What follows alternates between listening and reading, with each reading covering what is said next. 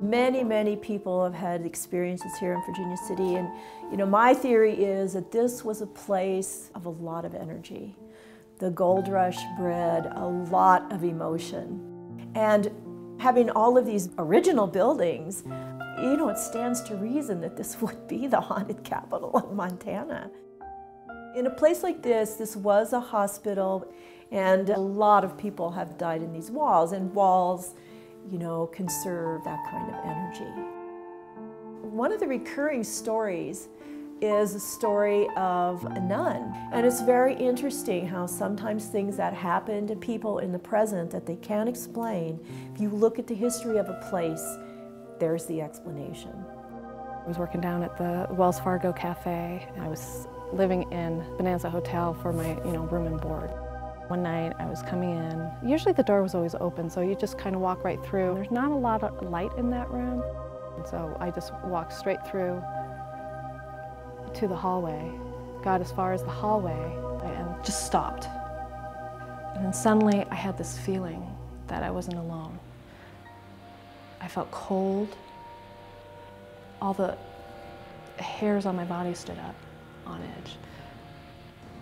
And I looked out of the corner of my eye and I saw this black draped figure that was just standing in the corner there. Black over the top of her head and a long black robe. It wasn't pleasant, it was like almost like a heaviness. It's like when you get that pit in your stomach, that something's wrong. And it's almost like your core of your body gets cold and like a sense of dread, like something bad is about to happen. Room number 1 is one place where a number of things have happened, but there is something else in this building besides the nun.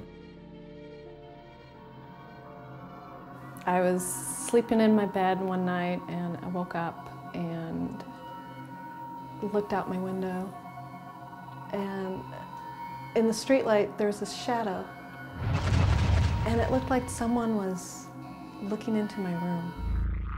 It was definitely a man's figure, and it had this wide-brimmed hat on it, like an old-fashioned cowboy hat. I put the pillow over my head, blankets over my head, I'm like, just go away. It's just someone standing there, very calmly looking in the window.